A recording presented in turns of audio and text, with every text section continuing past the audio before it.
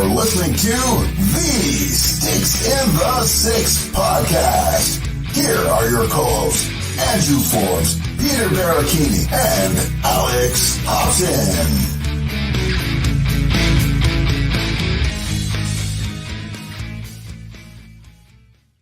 Hello, everybody, and welcome to episode 147 of the Sticks in the Six podcast. Don't be intimidated that you're hearing my voice and not Andrew's right now. He's okay. Everything's fine with him. He got called into work last minute, so unfortunately, he's not able to be here with us tonight. But it's okay because Peter Barricini, my co-host, and I, of course, Alex Hobson, are here to carry the load tonight. So, Peter, as Andrew always does, we're going to kick things off by catching up. How you doing? Yeah, doing good, man. Doing good. Yeah, it doesn't feel like the, dynamic trio with one of us aren't here. But you know what? Everything's going good right now. Good news. I know last week I mentioned that had issues with my washing machine for dishes and actual washer for clothing. Good news. One out of the two are done. And it's only taken like 3 weeks to get to one and probably going on 4 for the other. But things are slowly moving along, and we are having essential, machines in my house very shortly. But aside from that, and just, yelling at people on the phone, how are you doing, man? I'm doing pretty well as well. I had some kick-ass Thai food tonight, which is settling in pretty nicely. I was there's this place kind of down the street from me that I have been quickly accustoming myself as a regular to since I moved here. I think I've probably ordered this place like 5 or 6 times in the 2 months I've been here. But I'm a big Thai food guy, and it's that's all I really have to say. There's not much else to add. I had a pretty quiet week since the last time we recorded. It's just been doing a lot of work, and I don't think anyone wants to hear me ramble about work. So we've got some more interesting things to ramble about, whether Andrew is here or not. And we're going to kick things off with a rare instance of Sticks in the Six breaking news. And I say rare. Sticks in the Six breaking news, but it's not really like I say that as if we're the ones that are getting credit for breaking the news, but we're not. I just read a tweet on my phone 5 minutes ago, and I figure it's probably a good time to talk about it. Elliot Friedman, as of 7:30 p.m., time of this recording is January 31st, 7:38 p.m. So we're right on this. Just tweets out saying there is word tonight that talks between the Vancouver Canucks and the Calgary Flames are intensifying around Elias Lindholm. We will see where it goes. So, Peter, Vancouver and Calgary are both teams that have kind of been mentioned in the stratosphere around the Leafs, and you can tell that I'm totally reaching here to try and make it Leafs related so we can talk about it. But I don't think Elias Lindholm was ever really tied to the Leafs as a serious trade target, but there have been talks about Tanev and there have been talks about Zadorov, and we just saw there's some potential rumblings about Zadorov maybe being a cap casualty in Vancouver. It's a bit of an odd situation over there, but I guess since these are two teams that have been mentioned around the Leafs, let's get an instant reaction from you to the trade rumors here. Yeah, it obviously big news, big shock right now because it was just coming out of nowhere. And yeah, it's kind of weird how Zadorov may be a cap casualty considering that they acquired him, in November, December, around then. And then all of a sudden now he's probably on the move as well. And it's like, well, if you were going after Zadorov and you really wanted Lindholm, why not go after Lindholm, right? But you know what? It made sense at the time for Vancouver. They had the cap space, but now they don't. But now if they want Lindholm, they got to create said cap space again. And it's really interesting to see because let's face it, right now they got some decent prospects in their system and maybe even some roster players too that they could dangle over or give to the Calgary Flames as well.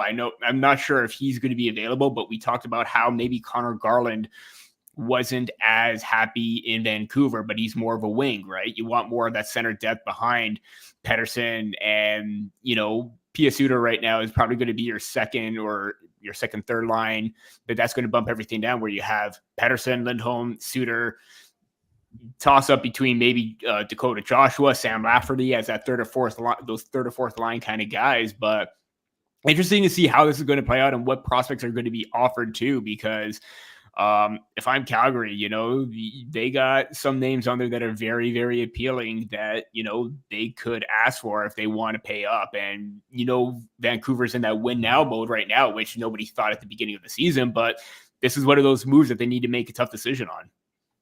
Yeah. And, it seems kind of weird because ever since Craig Conroy took over as GM, it's almost like there's been a force above him saying the only team that you can trade for is Vancouver, because you wouldn't think that two teams that are in the same division, and I guess they're not really competing right now because Calgary's not as close to a nice playoff run as the Canucks are, but still, it's weird to see two teams that are in the division and supposedly rivals trading with each other so frequently. So it is a weird situation though. Like the Zadorov thing kind of caught me off guard because I read an article a couple days ago at the Hockey News. Shout out to, I'm going to butcher his last name, Adam Kierszenblatt, I want to say. He's at the Hockey News right now, former coworker of ours at the Hockey Writers. Yes. He did an interview with Nikita Zadorov about a week ago, I want to say it was, and it sounded like things were going great there. You know, Zadorov was talking about how, you know, no one's going to push him around on home ice. There's an element of team toughness in the room, but then there's these rumors coming out of nowhere. And they're not coming from just nowhere. I mean, Elliot Friedman talked about it. Jason Brow talked about it for Sportsnet 650. Don Taylor on Donnie and Dollywall. They all mentioned something to the effect of there's kind of a sense that maybe he hasn't fit in the room right there. And there's a sense that that you know, they might have to clear cap room, and they mentioned him, and obviously Andrei Kuzmenko's kind of been receiving some headlines there as well. But yeah, it's a weird situation. And either way, I think that if they add Lindholm, the Canucks, I mean, I think that they're capitalizing on their opportunity of currently being first seeded in the league, which I don't think anybody was expecting, but they're having an amazing season so far. And hold that thought. Sorry, I need to get to it right now. Kevin Weeks posted a video of his random spots, and Andrei Kuzmenko could be one of those names involved. Ooh, Kuzmenko to the Flames. A lot of people are saying Kuzmenko. No, David Quadrelli, Rick Dollywall, they're all saying Andrei Kuzmenko is involved, and there's kind of talks about how maybe he wasn't happy or they weren't happy with his performance as well. So, okay, making sense right now. Well, pieces are falling into place. Maybe we should. Quadrelli, the insider. Okay, let's go. That's huge. All right. Well, sorry. That's you. If anyone's listening right now, you're getting an organic Sticks in the Six reaction to this because this is happening in real time. So, all right. Well, we'll keep tabs on that and see what happens. Love it when stuff like this happens, because the last time this happened, it was a Taylor Hall trade to Boston, and this was before he even joined on. It was like very early ages of Sticks in the Six, and we were getting those updates at trade deadline, and me and Forbes are just like, "What is going on right now?" Mm-hmm. So. Yeah, it's weird to see this stuff kind of break in real time and react to it. But you know what? That's what we're here to do. We pick and choose to record at certain times, and sometimes this stuff's going to fall into place. So here we are. Obviously, there's more breaking news that's on a little more of a dark note, and you know, this story we've been following ever since it kind of re-entered the media stratosphere a year and a bit ago. But last week when we talked about it, we didn't have any confirmed details yet. We were just sort of talking about how there were certain players that have been given leaves, but it was confirmed just over the last week that 5 players: Alex Formanton, Dylan Dubé, Carter Hart, Michael McLeod, and Cal Foot. Yes. So I just had one of those train got stalled in the brain and just never kept going. But those 5 players have been told to surrender to police. They're all having statements come out with their lawyers and talking about Carter Hart's lawyers flat out called it a false allegation, which is a bit of a choice to say. You're seeing some of the words and some of the slimy wording used by these lawyers. Mikey McLeod's lawyer made a point to mention that it was 5 years after the fact, which just right off the bat seems like they're trying to diminish the victim's story. But either way, Peter, initial reactions to this? Based on the names that, you know, the timing of everything seemed kind of off, and they were given the leaves anyways, right? And now everything's fallen into place, and now this is in the hands of the court. You know, the victim involved in all this and her representatives and everything like that, they wouldn't have had enough information if they weren't going through with this, with the whole, you know, charges, laying everything out and going to court. This is very substantial. We knew all the events that happened. We knew the detail that was in it from right when it happened, when Rick Westhead and a bunch of other reporters were breaking this whole entire story. I believe it was also Katie Strang and others that have been following the story closely. where, this is very disturbing. It's graphic and it's very horrific. And now that, this is the time where, we got a sense now. And now it's going to go to trial. We're not going to hear much about this because I think they want to keep everything tight-lipped on both sides and everything like that until we actually hear a verdict, which won't be for, I believe they're looking at maybe a year and a half, 2 years as like the start date for that. But, this is one of those instances where, this is more than about hockey right now. This is about someone's life who is literally destroyed by this whole entire incident. And now we're getting more details and everything about that. I know we talked about it extensively last week. I don't want to go too on and on right now because now it's just the process of them going in, surrendering to the police and everything like that. But, it's like we said last week, it's now time, like it's now not the time. We should always believe, victims and survivors of everything that's happened. This is one of those instances where believe their story because it matters and it's important, and you shouldn't diminish the fact that, a hockey player's life is going to be ruined. Who cares about that at this point, right? So that's just where I'm at right now. Now it's in the hands of the courts. Believe survivors. That's all I got to say at this point. One thing that I do think needs to be mentioned as well is someone in Calgary's got to answer for that statement comparing Dylan Dubé's what he was taking a leave for to mental health and saying it was some mental health reasons. And they did release something 5 hours or hours later that they had no awareness of that. So my initial reaction to this was why would the Flames paint this as a mental health thing when Dubé was clearly for something much more morbid and not involving mental health? That's a big question. And you know what? With the Flame, when the Flames come out here and say, when they say we didn't know about this, he didn't tell us about this, this is something that we were completely in the dark on. It's one of those things where it's either how did you not know about it if you're being serious? How was there no connection made there? How was there no rumblings? Unless you just took what this guy said at face value and tried to do immediate damage control afterwards once it was reported a couple days after that players were told to surrender to police. And then the other option is, if Dubé lied to them and they didn't know about it, if Dubé lied to them, what does that say about the state of the organization right now? Mm-hmm. I don't know. I feel like it's either they covered it up and they're lying about saying that they had no idea about anything, or they're ignorant to it, which doesn't make sense. It's like it's not a good look either way. So some questions I think have to be answered in Calgary for the way that was handled. And the exact quote was, "We had no knowledge of pending charges at the time Dylan's request for a leave of absence was granted." So what that sounds like is he lied to them and said it was mental health related. But I don't know. I still feel it's really weird that no one in that organization had any idea of that. I feel like if you're about to be arrested, if you're about to be called to get arrested and told to surrender yourself to police, I feel like someone in the organization's got to know about that, right? I don't know. That's just one of those things that I think is a bit of a tough question to answer and a bit of a weird one. But one thing I'll close right now, we just got to wait everything out at this point now. Like, obviously, like the Flames sent a statement out, but now it's in the hands of, like I mentioned before, everything's in the hands of the courts right now. Yep. We got to wait for that date. We got to hear everything, the whole entire process for that. So, it was just, again, we said it before, we said it again. It was only a matter of time before everything went through, and now we're getting further along in the whole entire process. Yeah. One thing that I'll leave this with is a quote from the Oak Leafs on Twitter, who is always a phenomenal soundbite. If you can call Twitter users tweets sound bites, then this is one of the good ones. Lots of expletives in here, or expletives. Geez, I stumbled over that. Lots of expletives in here, so I'm going to read a clean version of it. But I think the overall point of this thread here is really nailed on the head.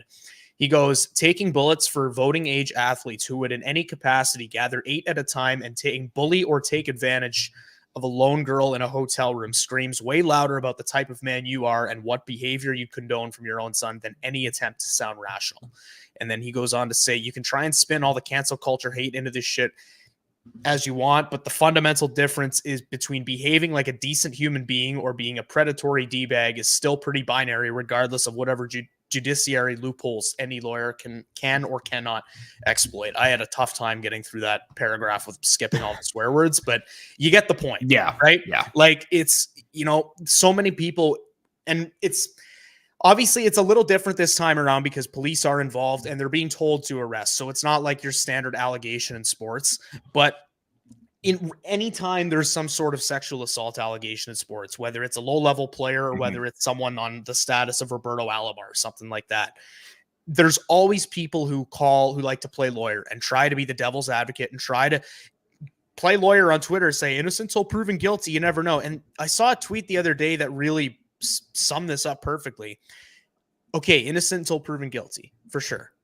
But by that same logic, are you automatically calling the girl guilty of lying?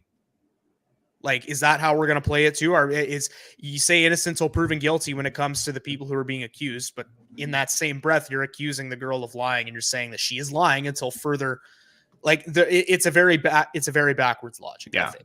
And I thought that Oak summed it up really nicely there. So yeah, great follow. I was even reading Rick Westhead's thing too. Like, obviously he does a fantastic job with laying everything out. If you're still new to the whole entire thing or the events that have been unraveled, again, the police told them to surrender based on the allegations that were presented to them. And again, he says nothing's been proven, but now hopefully when this case does get into the courts, then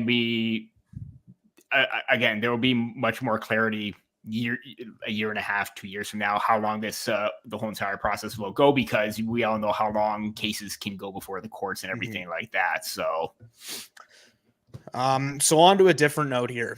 Adam Fantilli, you're gonna have to kind of take the lead on this here, Peter, because I actually haven't seen the video yet. I'm glad I haven't, and I don't know what happened on the play, but a calf laceration. I mean, we've talked a lot about injuries and worse involving skate blades in the past couple of months. And it sounds like Fantilli, I actually saw a tweet from Chris Johnson saying that he was wearing a specific type of sock that likely saved his career and saved him from what could have been a lot worse than just going out with a laceration. But Peter, what do you have to say about Adam Fantilli? Yeah. So it happened during their game on Sunday when they lost to the Seattle Kraken. And you notice that something happened with Fantilli where he was sort of limping and everything like that. You knew something happened with his leg. Obviously, we didn't know fully what until the news came out today. Out 6 to 8 weeks right now, fourth among NHL rookies in 27 points. It just seems like obviously it's a tough break for him, tough break for the team. Like, you just hope that he gets better and he's very, he gets on the path to being healthy for next season. Or he may return towards the end of the season. I don't know, but most likely for next season. But at the same time, it's just like, man, the rookie race is taking a big hit with Bedard and his broken jaw. Leo Carlson's had his injury. Adam Fantilli now with his laceration. It just sucks because this was a promising group and everyone was so enamored with this rookie class in the race for the Calder. And now all of a sudden you have three big names gone as a result of injury. And, I saw a couple of tweets there. I think probably going to have to go through them, but like there are a lot of people saying, bubble wrap the rookies and make sure everyone's safe and everything like that. But like you said, like at least he was wearing some protective gear and it probably could have been a lot more severe than it already is. And tough news to hear. I'm glad that, it wasn't as severe as it is, but hopefully, Fantilli is going to be on the path or have a quick recovery as well, because the Blue Jackets, they're decimated with injuries right now too. I mean, Patrick Laine, he had an injury and then he went on players assistance program. So it just seems like the injuries and the bad luck is piling on the Blue Jackets at this point. Yeah, it's a tough scene for sure. And that's the worst part about this is you have all these injuries to young players that pile up and it really takes away from the entertainment value when it comes to the Calder race. So it's a tough scene for sure. And all the best to Adam Fantilli and hope that he is able to recover soon and swiftly. And ideally, I'm going to sound really stupid for asking this. Probably not much of a chance he comes back this year, is there? Because of timeline, it was around 6 to 8 weeks. it may seem like beginning, or I'm pinning it on the fact that because we're already, going into February right now, there's probably already 4 weeks gone, probably another 4 in March. Actually, I'm just going to pull up my calendar very quickly. Yeah, you're probably looking at maybe end of March, beginning of April. So the thing is, with Bedard, he suffered his injury about a month or so ago, and that really put his future in doubt or timeline. But he may return a little bit earlier. But this one happened a little bit later on, so his timeline or return may be a little bit more in jeopardy than Bedard's. Fair enough. Well, ideally, he makes it back at some point this season and gets to salvage somewhat of this year, even if the Jackets aren't going to the playoffs at all. You hate to see injuries pile up on the rookies like that. But, yeah. Peter, I think it's time we move over to some Maple Leafs talk. And right now, obviously the Leafs are just, there's a couple NHL games tonight, but we're more or less into the All-Star break. Peter, let's get some thoughts on the Leafs right now, just as a whole. Fourth in the Atlantic Division, which I don't think is much of an ideal spot considering where they were last year and considering where they have been in the past.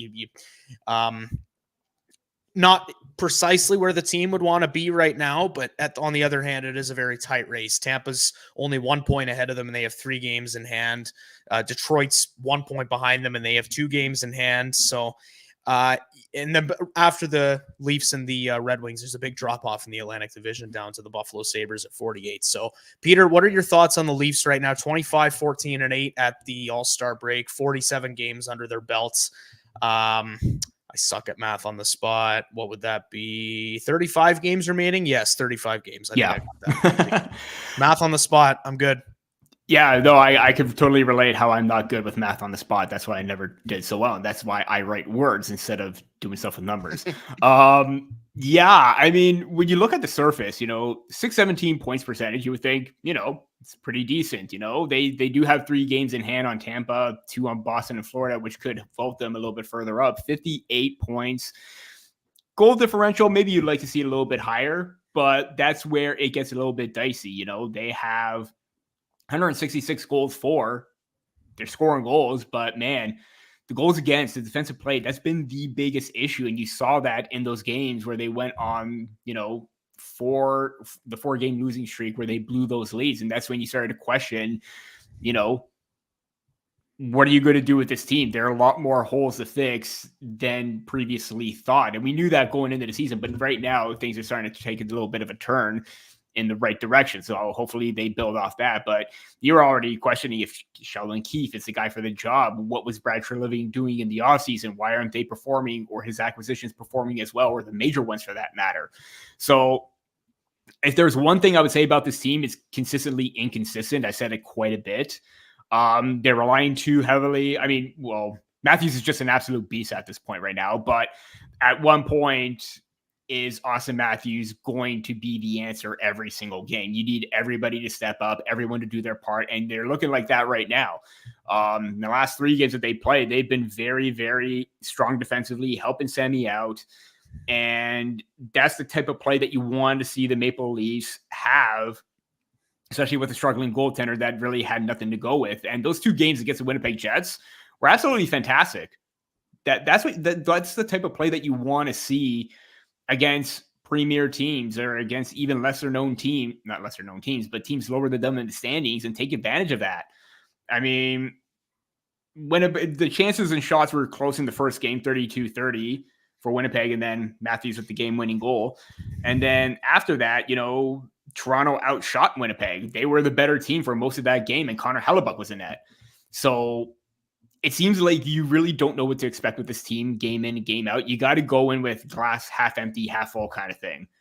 And hopefully that's something that changes in the second half, or already in the second half, but at post All-Star break, where maybe they can get it together and they could go on a bit more of a run and be more consistent. Yeah, it's weird because part of me wants to compare this season to the 2019-20 season, because I think that team and this team have some similarities. I think that, just like we are right now, back in 2019-2020, we were talking about the Leafs not really warranting going out and having a massive deadline and dropping a whole bunch of assets on rentals and loading up the team for the playoffs. And that's the case this year. We've been talking about them like that this year.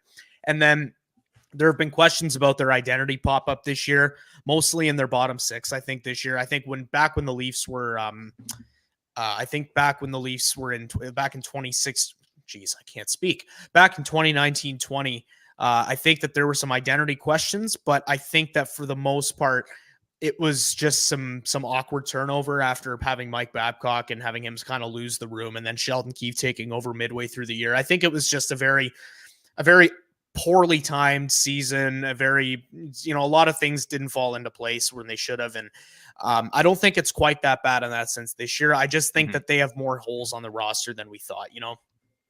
They signed John Klingberg in the offseason. No one expected him to be a good defenseman, but at his peak, what he could have been, the Leafs are getting a guy who can rebound, put up between 40 and 50 points and, man power play 1 or even power play 2. Obviously that didn't work out. He's on the injured reserve now. They've had some positive spots like Simon Benoit pop up. I think that Bertuzzi and Domi, obviously you want them to be, a little further ahead of where they are right now at this point of the season. But I think there's just a lot of things where it's just certain guys are underperforming, and they just haven't really been able to make all the things click all at once. But on that, you talked about those games against Winnipeg. I mean, those games show you that the Leafs are capable of being a great team this year. Want to be. It's just, it hasn't been here on a consistent enough basis to justify going out and having a huge trade deadline like it looks like Vancouver's about to do. So that's okay. I mean, the Leafs, they had their big deadline last year. It's somewhat paid off for them. They did get out of the first round for the first time in forever, but I don't think anyone's expecting them to make a big move at the deadline like that this year.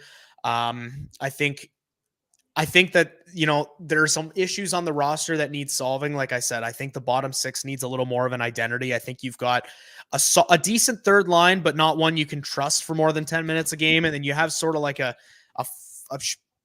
square peg in a round hole kind of checking line on the fourth line with David Kampf there and Noah Gregor. I think that they got to find a way to get a checking forward and make that third line into a checking line. And then just, I don't know, just like move some guys around and try and make it work. I don't think it's like 2019-20 in the sense that the dressing room's been lost and the team has no identity and has no idea where to go.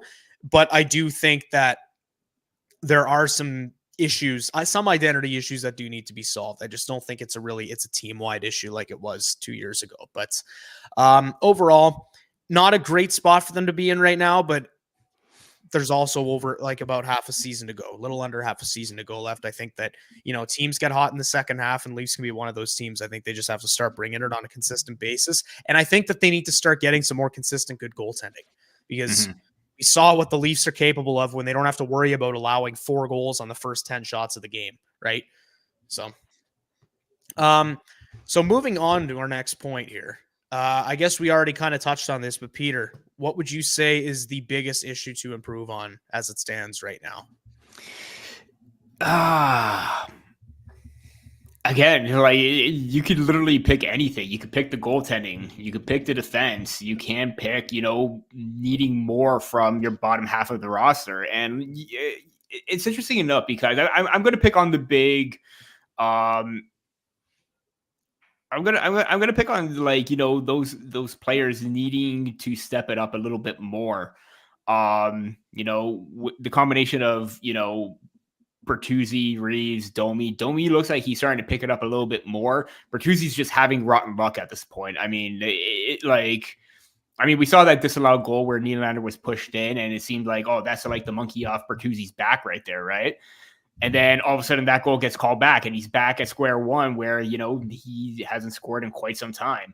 It seems like he's getting his chances and his looks and it's just not working out. It sucks because he could literally have, with all the chances that he's had, he could easily have like another, 10 or so goals. He could have 30 points at this point. Instead, he's back down at 20. He's making good plays. It's just, a matter of him trying to convert. And I think the biggest, I think I was just rambling on a little bit there, but one issue that I would like to see happen is seeing those players step it up a little bit more or be a little bit more consistent. I mean, that was Ryan Reese's best game since the first 2 of the season. Like against Winnipeg Jets, where even he was mixing it up towards the end of the game, and it's like, the Winnipeg Jets were turtling because Ryan Reese is there and he's doing what Ryan Reese is supposed to do. He had good hands on that goal. He needs to disrupt or be disruptive on both ends of the ice. I think that's going to be big if they could get a little bit more contributions from the bottom of their roster, but specifically those players that they signed in the offseason. Yeah, I think that's obviously something that's been a talking point all year. The core four is kind of taking on a little more weight than they probably should be. I think everybody thought that going into this year, the reason and the benefit for sacrificing defense, not just like defensemen, but defense in general, Justin Hall, Alex Kerfoot, guys that eat up time on the penalty kill. The trade-off for that was always going to be bringing in some more dynamic offensive players. And Bertuzzi and Domi were supposed to be those players, and it hasn't happened that way yet. So you hope that they find their game at some point. I do agree. Bertuzzi's having a really rough go luck-wise. I don't think he's necessarily playing bad. It's just, when you're that snake-bitten, and even he should have scored on Saturday against Winnipeg, but they disallowed his goal for the most egregious goalie interference penalty I've ever seen. But don't get us started on that. We'll ramble forever. Oh yeah. But it's hard to disagree. I think that honestly, I would just say that the biggest issue that needs to improve on is goaltending. And I say that just because, like I said, you look at what this team is capable of doing when their goalie can give them 10 out of 10 saves to start the game and give them a chance to get settled in. And then, we've seen the Leafs snap for 4 or 5 goals in a period before in half a game. They don't need to be scoring in the first couple of minutes to get ahead of the lead. They don't need to have that lead early on to win hockey games. They just need to have their guys out there and score goals. So, the Leafs are a team that can score themselves out of issues, but you don't want them to be doing that on a regular basis. And so I think that's where we're at right now. The biggest improvement that they can have is just consistent goaltending and not having to worry about their goalie allowing 3 or 4 goals to start a game and, having to put themselves in that hole to dig themselves out of earlier. Because like I said, you look at these past 3 games, Ilya Samsonov's played. He looks like he did when he was at his best last year. Yeah. What do you like? Look at what the Leafs have been able to do in those games. They've been winning hockey games. So, honestly, good goaltending. If they get that on a more consistent basis, I think that'll honestly help them more than improving any part of the roster will. But that's a question that we'll have to wait to be answered, because while the things kind of look good right now, the Leafs and goaltending has always been an inconsistent conversation in the past. And so we'll see how the rest of the year plays out. I don't see him going for a goalie at the deadline, but onto a little brighter note with the team. Peter, MVP. There are a couple of contenders this year, a couple guys I can list off the top of my head that I think you might say, but I'll give the floor to you. Who is your MP? I almost said MP3. MP3. Who is your MVP on the year so far? MVP.mp3. Yes. I mean, it's literally coming down to 2 players right now. It would have been 3. I think it would have been Justin Wall if he was a little bit healthier. Joseph Wall, yeah. Wait, did I say Hall? You said Justin Wall. Justin Wall? Oh my God. Jeez. It's okay. Oh, wow. Okay. Okay. We were just talking about Justin Wall. It's okay. Joseph Wall, sorry. Yeah. If he was if he was healthier and he was getting wins and being in the spot that he was, I think he would be up there. But as much as you want to give it to William Nylander, you got to give it to Austin Matthews at this point. Dude is literally clutch. He's on pace for 70 goals this year.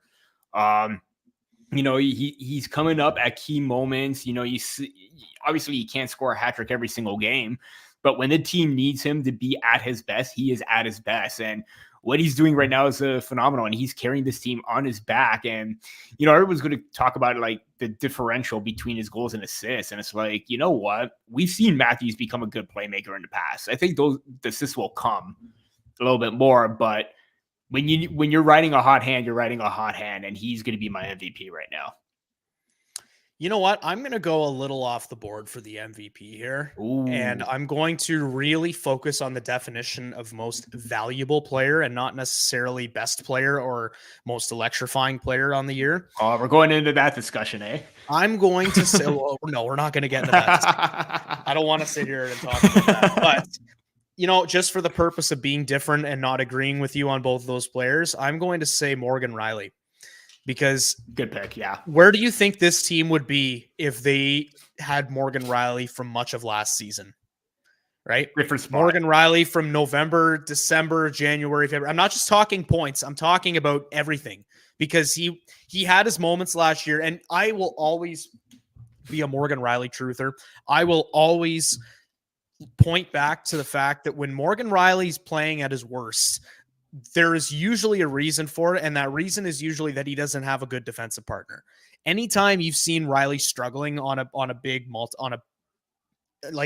a big way, it's always been when there's been some sort of revolving door defensive partner. Last year, he went through a phase between injuries and just other things that were happening where he was either playing with Justin Hall one night or Jordy Ben the next night or Victor Mete the next night. Like it was a weird stretch. And, you know, Timothy Liljegren one night, it just, when you give him a revolving door of defensive partners that he can't really get comfortable with, he's going to start focusing too much on trying to cover his ass defensively. And that impacts his offensive game. And it's a bit of a domino effect. Morgan Rielly's played alongside TJ Brody all year. And regardless of what you want to say about TJ Brody, Morgan Rielly has been thriving playing alongside of him. Yeah. And if he wasn't doing what he's doing this year, where would this defensive core be? And like I said, not just talking offensively, he's been good defensively this year too. He's been playing on the penalty kill. He's like his pairing has generally been one of the shutdown pairings for them on the year. It's kind of been split between that pairing and McCabe Benoit, but either way, you know, Morgan Rielly, he's got the points. He's got the defensive game stepping up this year. I just think that if he was closer to what he was around a year ago this time, I don't know if the Leafs would even be in a playoff spot, to be honest. So playoff Rielly has emerged. Well, that's what I'm saying. And, you know, it hasn't been, you know, peak playoff Rielly this year, but he's been on another level compared to what he has in the past. And like, at least compared to last season. So he's my kind of dark horse pick for MVP here, but we're kind of moving towards the trade deadline. And Peter, do you know what comes before the trade deadline? A lot of things come before the trade deadline. I was about to say, you specifically, if you had to pick one thing that'll come before the trade deadline? All-Star game? Close. I'm going into a different sport. The Super Bowl. The Super Bowl comes before the trade deadline. And if you're looking for a super offer for Super Bowl 58, DraftKings Sportsbook has you covered. New customers can bet on the big game and turn $5 into $200 instantly in bonus bets. I read the wrong part there. Whoops. Download the DraftKings Sportsbook app now and use the code THPN. New customers can bet $5 to get $200 instantly in bonus bets only on DraftKings Sportsbook, an official sports betting partner of Super Bowl 58 with the code THPN. The crowd is yours. Gambling problem? Call 1-800-GAMBLER or visit www.1800gambler.net. If you're in New York, call 877-8-HOPE-NY or text HOPE-NY 467-369. In Connecticut, help is available for problem gambling. Call 888-789-7777, or you can visit ccpg.org. Please play responsibly on behalf of Boot Hill Casino and Resort in Kansas. 21 plus age varies by jurisdiction. Void in Ontario. Bonus bets expire 160 hours after issuance. See dkng.com/football for eligibility and deposit restrictions, terms, and responsible gaming resources. Nailed it. Thank you. I think I nailed it for the most part. I just tripped over my words because I started reading the part where it says mention available lines and odds from the DraftKings Sportsbook. Which is clearly clearly something. It's a prompt asking me to do something, but I read it like it was part of the script. So aside from that, I think we did fine. But this brings us back. Sorry. Little update on that. A little bit of news in regards to the Calgary-Vancouver trade. Per David Pagnotta, Kuzmenko is part of the deal, but Calgary's on his no trade list. Oh, he's got to. Ooh. Possibly. We gotta figure that out at some point, or if it's going to go through. Because if not, then it's going to probably be picks or prospects. Wow. All right. And I can confirm that it is actually David Pagnotta, because a lot of time he didn't have that blue check mark, and there were a lot of parody Pagnotta accounts. This is the real thing. So, okay. Well, good. So Peter, obviously this is a trade that kind of happened close to the trade deadline, but not at the trade deadline. But let's talk about the deadline. I'm sure we'll touch on this more as we get closer to the date. But as of right now, one addition that you would like. Ideally, I still think you should target a defense, or maybe try and get somebody with term. You're looking at the bigger picture right now. You're not just getting a rental right now. As much as I would love to try and get a player that maybe you could possibly sign later on, or that's going to be a big factor, I think that's going to be the direction that you're going to go to. But it's very tough. If I was a pick, or even if you were to buy low on free agents or pending free agents this season, I like Nick Seeler on Philadelphia. I think he brings that rough and rugged style play, but can generate a bit of offense, not a whole lot, but the defensive game, the awareness, the physicality. I think that you have someone tough up front on the fourth line. If you have someone like him on the blue line as well to complement, kind of like a Simon Benoit, but can still play solid defensively and be good in transition, I've liked his game for some time now. I think he's definitely an ideal target. Whether or not that actually happens or not, it's funny enough. I got a piece coming out because David Jiricek had expressed frustrations. I'm not saying it's going to happen, but I think the Maple Leafs should express interest in a top, defender in Jiricek. Again, probably unlikely it's going to happen or get to a point of a trade. It just seems like, they're on different terms or different, wavelengths at this point. Why not give them a call? I mean, I wouldn't be against that. Jiricek was one of my favorite defensemen from that draft, and I was a fan of him before he was selected by Columbus. And, he was one of those guys where you watch him in the World Juniors and you pay attention to him throughout the year, and you're like, that is the exact kind of guy the Leafs need on their defensive core right now. But they're not. They weren't in a position to get him. So, I'd be interested. I'd make that call and just at least see what's available, see how much it would take to get him. So that'd be an interesting pick for sure. In terms of one addition that I'd make, I'm just going to take the boring answer. I'm just going to say Chris Tanev. Man, yeah. Unless it's a situation, and I feel like this will end up being the case, where the Leafs are involved in a bidding war for him, and there's obviously a little bit of a tax because Calgary used to have Treliving in the office.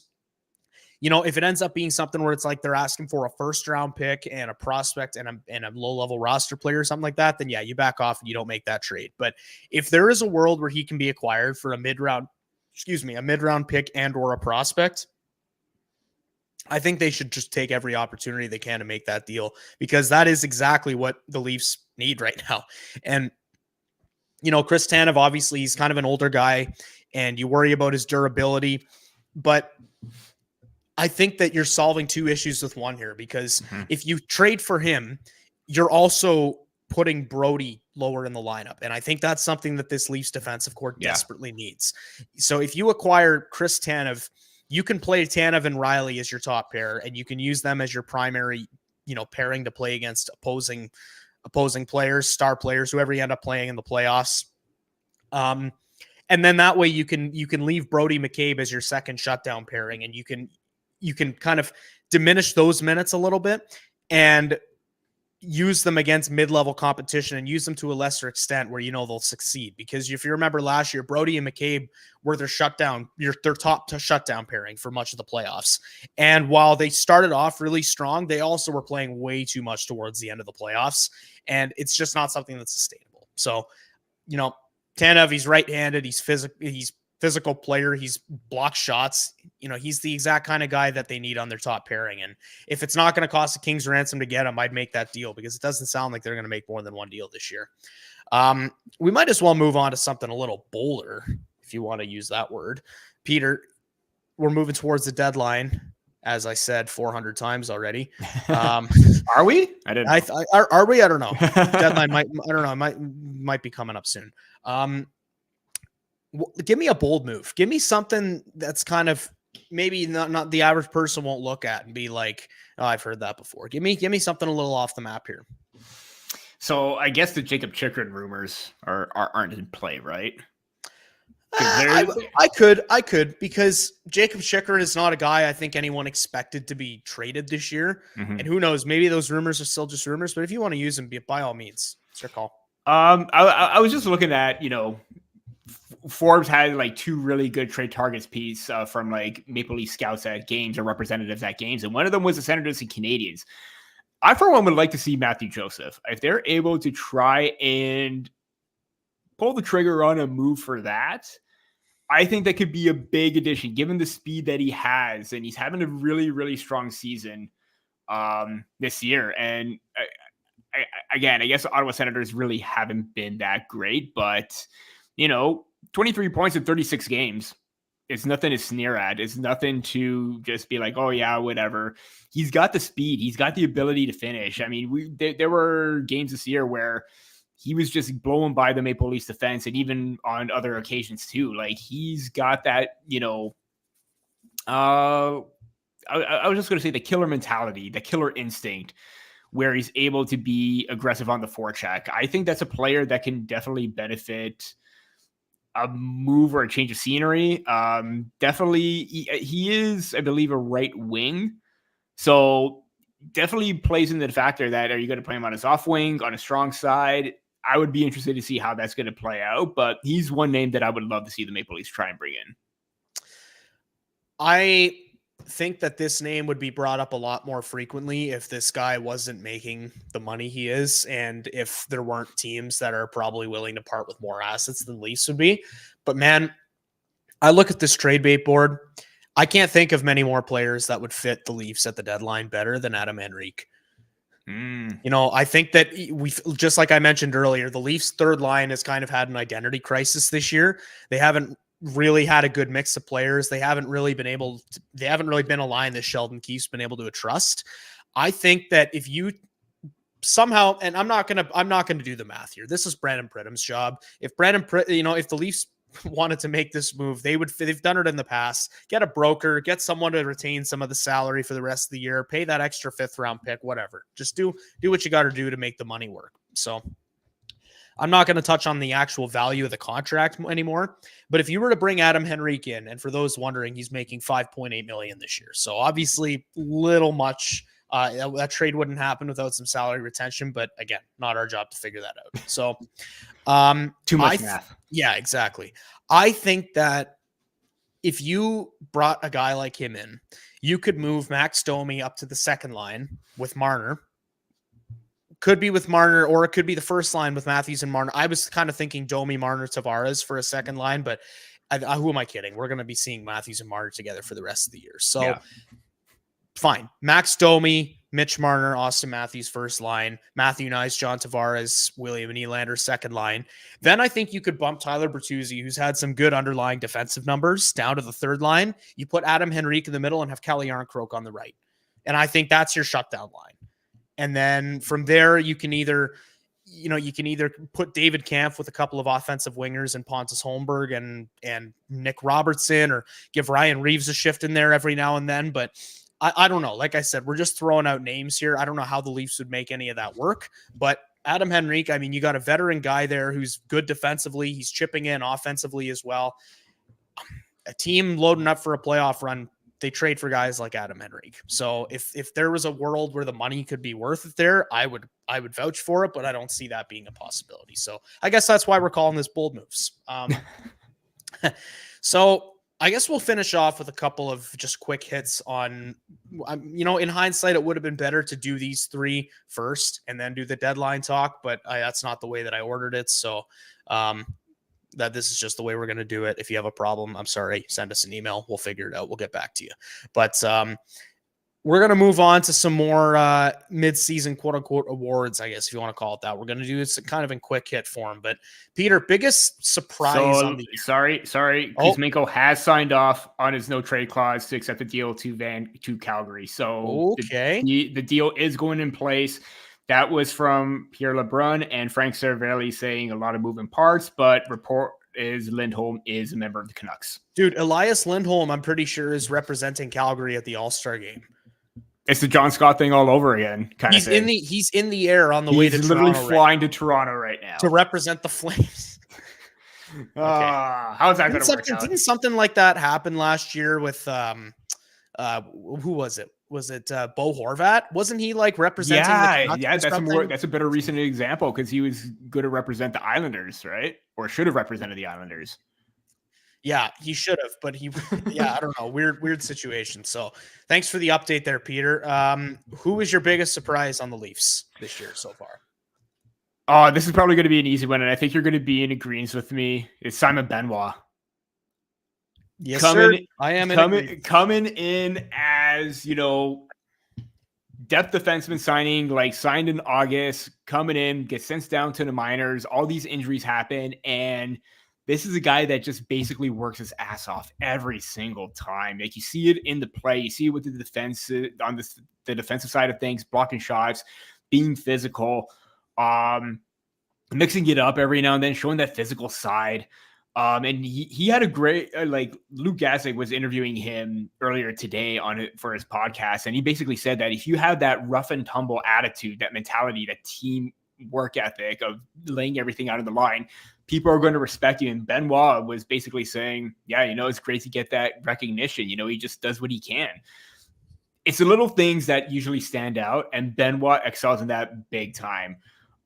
Even he has a very underrated aspect. When I was writing about how he was one of the top free agent signings for the Leafs back in December, he had good underlying numbers, scoring chances, expected goals for. Probably took a bit of a hit now, but if you were to tell me that he would be one of your top 4 defensemen, I probably would not agree or just laugh in your face. But I've really been impressed with Benoit's game. I think the Maple Leafs should sign him. This guy is going to be a keeper. And I think one representative from the Anaheim Ducks said, when the Maple Leafs signed him, they're going to love him. Everyone's going to fall in love with him. And when he got that belt where he's just I may not be able to score goals, but he's able to score from his own end on that empty netter. Yeah. May not be able to score goals, but I could punch people in the face. That's what you're lacking. You're lacking character, and he has that. Yeah, I normally I would come up with a guy here just so we're not agreeing on the same page. But I mean, who else has been a bigger surprise than Benoit, just considering what he was supposed to be? I remember there being a lot of kind of sneering at the signing when it happened because, all the J Fresh charts were coming out and he had a lot of red on there and had horrible numbers in Anaheim and just terrible numbers. Didn't even have a good preseason too. No, and he wasn't great in preseason, but he was also injured for a lot of it. But either way, he comes into the lineup and he all of a sudden goes from, depth defenseman sitting in while they've got all these guys injured. He's looking okay right now. He's holding the fort down to, this guy's pretty good. He can log some penalty kill minutes. He's, can play physically. And now it's a point where how do you take him out of the lineup for the playoffs? I mean, we talk about the Leafs need in the playoffs and it's exactly what he brings. So, for all the bad that Brad Treliving did this offseason, that was a very good signing, the one of Simon Benoit. So hopefully the fact that he's an RFA plays into their favor this year and they can bring him back on a cheap deal. Peter, what really sold me too, sorry, that game against the LA Kings where he was manhandling 2 guys. Yep. That reminded me of the Dustin Byfuglien playoff game. Obviously not as intense because Byfuglien was literally dragging those 2 guys. But that reminded me of that instance when Benoit was just basically holding off those 2 guys. And I'm yep. Picture perfect. Legit. So I guess, Peter, I have an idea of who you're going to say for this. I'm probably going to end up agreeing with you again. Biggest disappointment on the year so far. See, I'm going to go a different route. Actually, I am going to say Mitch Marner. Oh, I am. Okay. I'm going to say Mitch Marner because, we've talked about this before. Last season, the season before, he gets off the slow starts, but this season, it just seems like when William Nylander was elevating his play, Mitch Marner was not at that level. He was trying to overthink things. And I think that's what's been his downfall this season. When he's simplifying things and just doing his thing, he's among the best. But this season, you're seeing a lot of stretches where he's great, a lot of stretches where he's inconsistent, making turnovers, making costly plays. That needs to stop. That's not the Mitch Marner we know. That's not the guy who's one of the top wingers in this league. He's very creative. Like, there's no doubt about that. But some of his decision with the puck, his decision making with the puck this season has not been where it needs to be. And if you're like going based on like all the core four, I would have Mitch Marner as, let's say core five. I would probably have Mitch in that 4 or 5 spot amongst the core 5. So I've been disappointed with this play. I thought I would have expected a little bit more intensity, a little bit more drive. Just not seeing that. Fair enough. I mean, I think it's definitely, I think by this point last year he had really started to heat up, and he's been better as of late, I'd say, but it's still not really $11 million better. So I know what you mean. I feel bad saying this because he's kind of been the star of the show for the past couple games, but biggest disappointment so far has been Ilya Samsonov. I'm sorry, Sammy. I love you. The larger sample. I really hope you can prove the fan base wrong and we can put this whole Samsonov's wash debate to bed. But, he came into this year supposed to be their number 1 goalie, and he put up some of the worst numbers in the league until he came back up for the Marlies. So not great. You want more out of him. I'm not going to say too much more about it because he started to pick it up again lately, and I don't want to shit on the guy when he's finally started to play some good hockey. So we'll close it out on this one, Peter. Who needs a big second half? And I feel like, again, I probably know the answer here. See, I'm probably going to throw you a curveball as much as I want to say Mitch Marner, and I kind of rotate this. I probably should have agreed with you with Samsonov because, he has been great as of late, but the larger sample still sticks out. But if the Maple Leafs have any chance of making a deep run, and let's say Joseph Woll isn't quite as well as he was to start the season, and he comes back and he's struggling a little bit, you're going to need big games and big saves from Ilya Samsonov. So he's a player that really needs to continue to step it up, but have that big impact like he did in the playoffs last season, like he's doing right now. Like, we're seeing the Ilya Samsonov of the past that like took an opportunity and rolled with it. He's having that opportunity right now, and he needs to continue rolling with it, and he needs to continue to make those saves that he needs to, because in all 3 of those games, he's made like at least 3 or 4 10-bill saves, like absolute monster saves. Like, there was that triple like foot save against Seattle. There was another big time save in the Winnipeg Jets games, in both at the home and home. I really think he needs to continue to have a big, strong second half and continue building on this momentum. Yeah, it's hard to disagree with that. He's I pretty much just said the exact same talking points you did, except for a different reason. So I mean, basically reversed it. But it's exactly right though. I mean, he was supposed to be their number 1 goalie this year. I know that Joseph Woll has shown signs of being a kind of a calm and cool and collected guy they can rely on in the playoffs, but Samsonov is the guy that got him out of the first round last year, and he's going to have those expectations on him. Mm-hmm. I'm going to go for what I believe is a low-hanging fruit here. I'm going to say Tyler Bertuzzi, and it's not entirely his fault. He's had some bad luck. He's been solid defensively, his underlying numbers would say, but he needs to score that goal. He needs to get that monkey off his back and get back into a rhythm again. And you know what?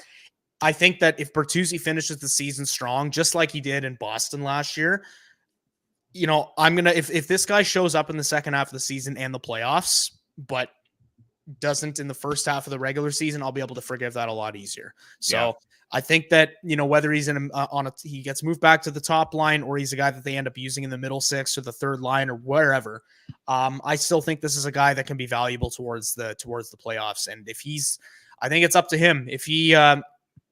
If he shows up, then I think he's a guy that, you could see being a fit in Toronto long-term, but hard to justify anything past this season with what we've seen so far, whether there's been bad luck or not. So I'd love to see Bertuzzi kind of rebound and be that second half guy this year. And I think he's capable of it. We'll have to see though.